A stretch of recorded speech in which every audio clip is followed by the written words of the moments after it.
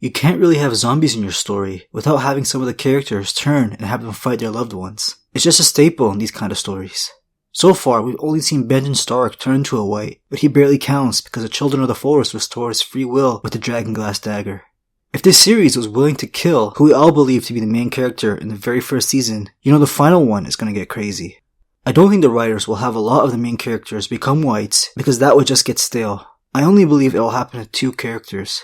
I don't think any of the characters who are going to be battling it out or be involved in the final fight will turn. So that means Jon, Daenerys, Tyrion, and Jaime are safe. Safe might not be the best word because Dany and Jaime are probably dying in the end. Jaime is on a redemption arc, so no point in making him an enemy again. If Daenerys does die, it would be right before the war ends.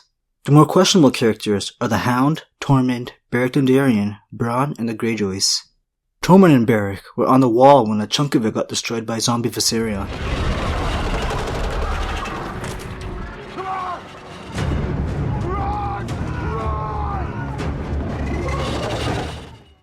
I'm pretty sure they survived the initial attack, but they are still in the middle of a sea of zombies.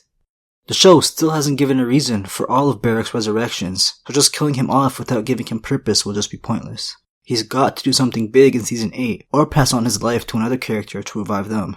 Thoros of Myr is dead, and Melisandre is out of town, making Beric the only one who can revive someone else.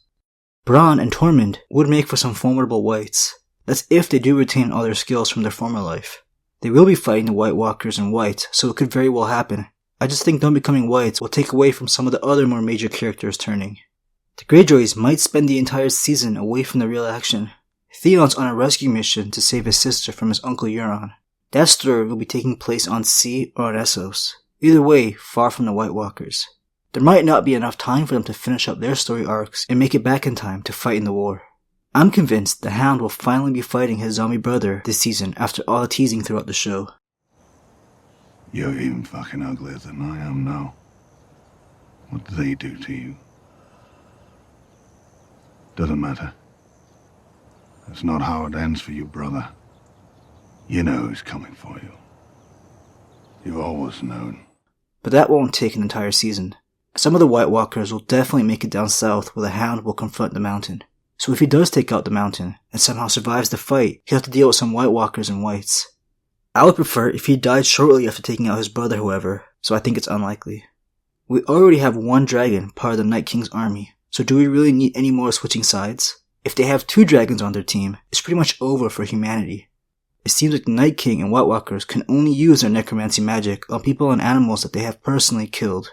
Unfortunately for us, that means we'll never see Oberyn or Catelyn Stark return. Since I think Arya will be killing Cersei, she won't be coming back as a wight. As for the direwolves, we only have 2 left, with only Ghost guaranteed to be part of the final season. So I just don't like the idea of him being against Jon on the battlefield. We already lost Bran's direwolf Summer and Hodor during that crazy Season 6 episode. I think it's pretty clear that they're both wights now. If they have enough in the special effects budget for another Nymeria and Arya moment this upcoming season, I think they should be fighting together against the wights, since it's so rare that we get to see them together. So when I said I think only 2 will turn, I'm only including prominent characters. A lot of the lords from northern houses are just going to get destroyed this season. Just look at the map of the north. House Umber of Lasthearth, House Karstark of Karhold, and House Glover of Deepwood Motte are just south of the wall and north of Winterfell, so anyone still there is screwed. The ruling members of these families are Ned Umber and Alis Karstark, the 2 young characters who were forgiven for their fathers helping the Boltons against the Starks, and Robert Glover, who has never really liked Jon. The last we've seen of them, they were in Winterfell, so maybe they will stay clear of their castles. I'm not really sure what's going on with the Dreadfort after the Boltons died, but if any distant relatives are running the castle, they're screwed too.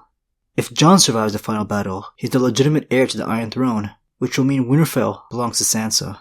With Bran as an advisor, I think it makes sense giving her this role, so that saves her from becoming a wight. It won't be long before Winterfell is hit, so it'll be up to Brienne to protect the Starks. I think in this battle, she'll be killed and revived as a wight. Not before doing some serious damage with her Valyrian steel sword though. I think her turning will be a super dramatic moment. Seeing one of the most likable characters go out in this way is something Game of Thrones is known for doing. She'll be a difficult enemy for the main characters to deal with, and I think it would be cool seeing a wight fight with a Valyrian steel sword. Everyone wants to see Jaime kill Cersei, but I have a feeling he's gonna have to put down Brienne when she's a zombie. She's important enough to be involved in the early fights, but not necessary for the final battle with the Night King. So for all these reasons, it just makes sense to me. The second one to turn, I think, will be Jorah Mormont. I never realized till now how much Jorah and Brienne have in common. Both are skilled nobles with personal problems, who can never be with the one they loved. Brienne can never be with Renly, and Jorah will never have Daenerys. Both are also looked down upon by others. I think Jorah will become a Wight for a lot of the same reasons. He'll be in the initial confrontations, but he doesn't have to make it to the end. He went and cured his grayscale just to protect Daenerys, which he really hasn't done yet. So that'd be a fitting end for his character. Him turning into a Wight won't be as emotional as Brienne, but it'll still be pretty sad. Bran and Sam Tarly have a role long after the war, so I think they're safe. Melisandre did confirm that she, along with Varys, will be dying in Westeros, but I have a feeling she has something else outside of the White Walkers in mind.